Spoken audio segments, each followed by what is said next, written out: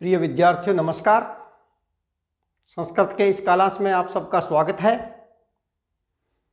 आज इस क्लास में मैं आपसे लंग लकार की बात करूंगा। लंग लकार का धातु रूप कैसे चलता है और लंग लकार से संबंधित वाक्य कैसे बनते हैं, इस क्लास में मैं आपसे चर्चा करूंगा। लंग लकार को भूतकाल कहते हैं, पास्ट टेंस। मैंने श्यामपट्ट के इस तरफ आप देख रहे हैं लिख धातु को लिखा है। लिख धातु का लंग लकार का रूप है अलिखत, अलिखताम, अलिखन।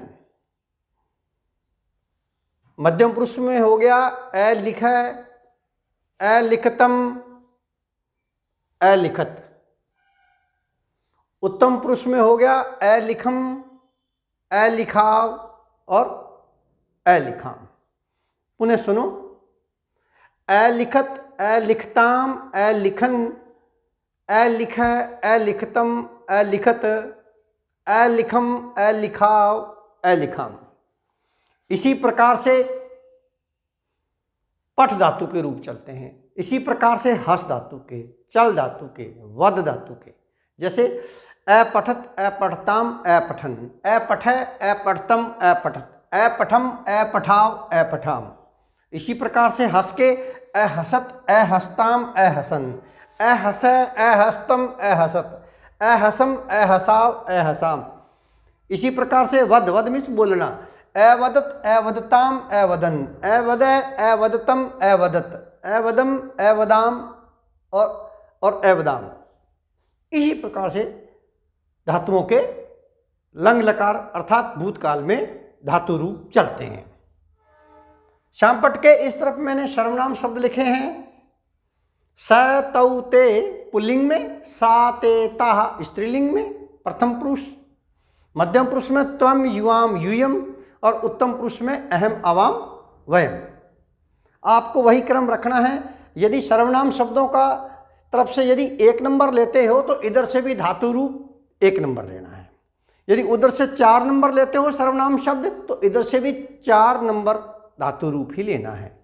यदि इधर से 7 नंबर सर्वनाम शब्द रूप लेते हो तो इधर से भी 7 नंबर सर्वनाम शब्द रूप ही लेना है। आपका वाक्य कहीं भी गलत, कहीं भी अशुद्ध नहीं होगा। कतिपय वाक्य बना के मैं आपको बता रहा हूं भूतकाल के संबंधित, पास्ट टेंस से संबंधित। सर्वप्रथम वाक्य है उसने लिखा। उसने लिखा तो स 1 नंबर का और इधर से अलिखत, स अलिखत, उसने लिखा। उन दोनों ने पत्र लिखा, द्विवचन। उन दोनों ने, तौ तो द्विवचन, इधर से द्विवचन हो गया अलिखताम। तो ये तो हो गया तौ अलिखताम। अब है बात मित्रों पत्र की। कितने पत्र लिखे? 1 पत्र लिखा। पत्र को, कर्ता ने कर्म को, द्वितीय विभक्ति आ गई तो द्वितीय विभक्ति का 1 वचन। कैसे? पत्रम, पत्रे, पत्राणि, फिर पत्रम। द्वितीय विभक्ति का 1 वचन क्या बना? पत्रम। तो ये ध्यान रहे, ये द्वितीय विभक्ति का 1 वचन। पत्र को, पत्र को लिखा। उन दोनों ने पत्र को लिखा और उन सब ने पत्र लिखे। उन सब ने पत्र लिखे। देखिएगा, ते 3 नंबर का धातु रूप अलिखन। देखिए, 1 पत्र को लिखा तो पत्रम, द्वितीय विभक्ति का 1 वचन। और यदि 2 पत्रों को लिखा तो पत्रे, 2 पत्रों को। और बहुत सारे पत्रों को लिखा तो पत्राणि, द्वितीय विभक्ति का बहुवचन। पत्रम, पत्रे, पत्राणि, पत्रम, पत्रे, पत्राणि। तो यहां हो जाएगा ते पत्राणि अलिखन। बहुत सारे पत्रों को उन्होंने लिखा।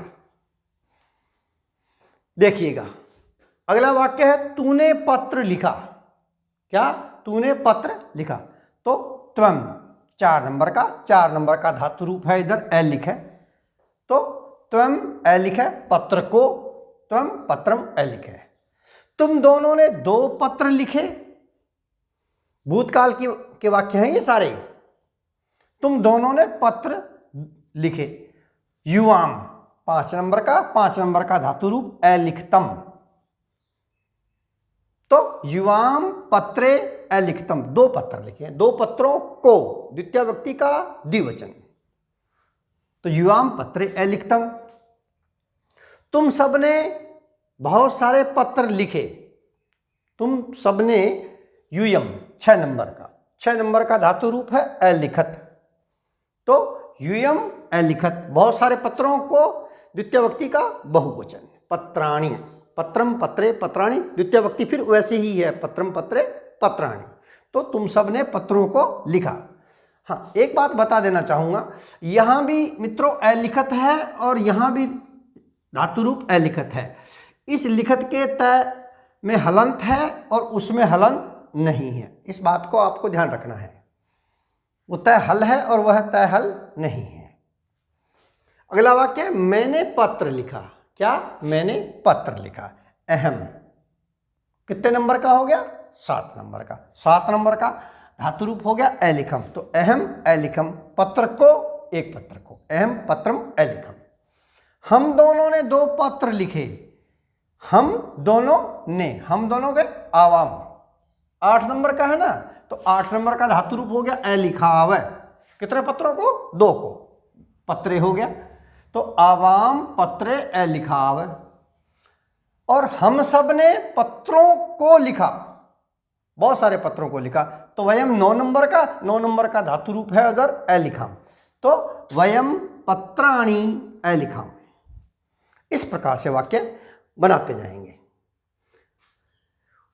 एक वाक्य है उसने पढ़ा, भूतकाल के वाक्य है, जिसके हिंदी के वाक्यों के अंत में ता है, ती है, न होकर के आ ई ए ऐसा दिया हुआ हो भूतकाल का, तो वहां लंग लकार का प्रयोग होता है।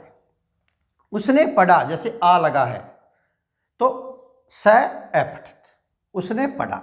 स और उधर से अलिखत, तो पठ का अपठित, हस का अहसत, चल का अचलत, वद का अवदत, गच्छ का अगच्छत, धाव का अधावत। ठीक है ना मित्रों? उसने पुस्तक पढ़ी, तो स पहले इसी के अनुसार, कर्ता के अनुसार क्रिया लगा लेते हैं। 1 नंबर का कर्ता है तो 1 नंबर का क्रिया होगी अपठित। अब है पुस्तक को, पुस्तक को, द्वितीय व्यक्ति का एक वचन। कर्ता ने कर्म को, कारक चिन्ह है ना, कर्ता ने कर्म को कर्ण से द्वारा, संप्रदान के लिए अपादान से अलग होना, संबंध काके की और अधिकरण में पे पर। इनका वाक्य प्रयोग भी मैं आपको अगले क्लासों में करके बताऊंगा। तो यहां है उसने पुस्तक पढ़ी। कितनी पुस्तक पढ़ी? 1 पुस्तक को पढ़ी। पुस्तक को, द्वितीय व्यक्ति का एक वचन, तो पुस्तकम से पुस्तकम अपठित। देखिएगा, आपको एक बात बता दूं, यहां पुस्तकम में कहीं तो मैंने मैं को हल किया है और कहीं मैं को अनुस्वार लगाया है। देख रहे होंगे आप लोग कई सारे वाक्यों में, है ना? तो ऐसा क्यों? देखिएगा, यदि दिए हुए शब्द का, अगले दिए हुए शब्द का यदि प्रथम वर्ण यदि स्वर है, क्या स्वर है, तो मैं हल होगा। और यदि यहां व्यंजन दिया हुआ है नेक्स्ट शब्द का प्रथम वर्ण, तो अनुस्वार हो जाएगा। जैसे ग्राम में, ग्राम में ग व्यंजन है इसलिए अनुस्वार हो गया। यहां अ दे रखा है ना, तो इसलिए यहां पे मैं होगा, ग्रामम। ठीक है? तो वाक्य है तुम दोनों गांव गए, तुम दोनों गांव गए। देखिएगा, युवाम, युवाम कितने नंबर का है?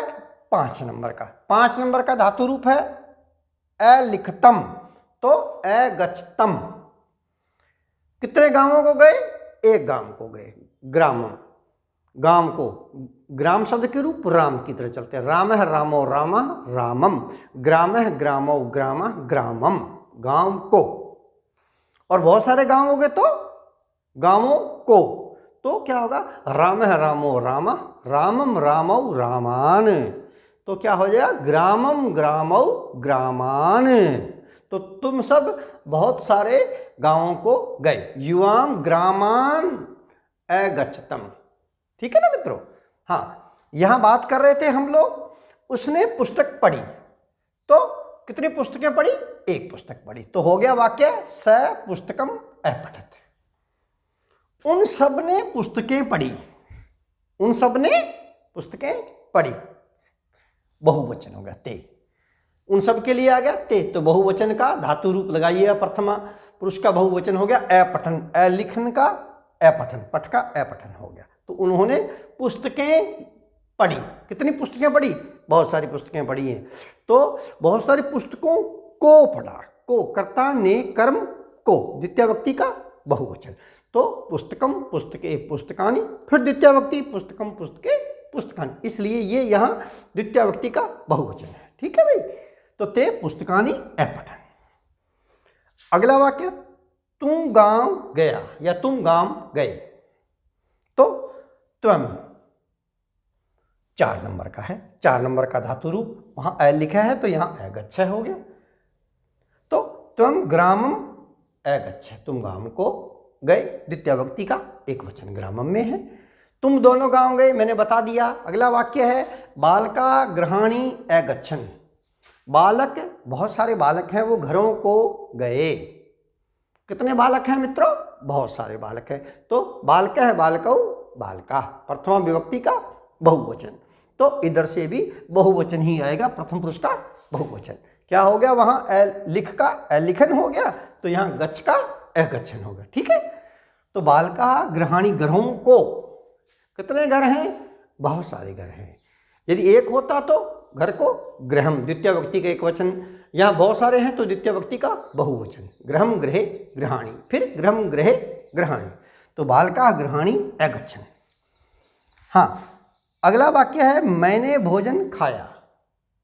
क्या, मैंने भोजन खाया। अहम 7 नंबर का, 7 नंबर का धातु रूप है। लिख का अलिखम, खाद का अखादम। ठीक है। पठ का अपठम, हस का अहसम, चल का अचलम। तो खाद का अखादम। तो अहम भोजन को भोजनम अखादम। ठीक है। अगला वाक्य है, वे सब गांव गए। कितने सारे, वे सब, बहुत सारे। 3 नंबर का, 3 नंबर का धातु रूप अलिखन है वहां, तो अगच्छ का अगच्छन, गच्छ का अगच्छन, लिख का अलिखन। तो गांव गए, एक ही गांव को गए हैं वे सारे। तो ते ग्रामम अगच्छन, वे दोनों गांव को गए। तौ 2 नंबर का है, 2 नंबर का, उधर देखो, तौ और अगच्छताम, यहां वहां अलिखताम लिखा हुआ है ना, तो यहां अगच्छताम हो जाएगा। पठ का अपठताम, हस का अहसताम, चल का अचलताम। ठीक है। तो तौ ग्रामम अगच्छताम। इस प्रकार से मित्रों भूतकाल में हिंदी से संस्कृत में वाक्य इसी प्रकार से बनते हैं। आप इनको पढ़ते रहिएगा, आप इनको याद कीजिएगा और उनका वाक्य प्रयोग कर करके देखिए जाइएगा। आप लोग तुरंत तुरंत वाक्य फटाफट बनाने लग जाएंगे। अगले क्लासों में मैं फिर आपसे फिर मिलता हूँ और फिर आपको नई जानकारी दूंगा। जय हिंद, जय भारत।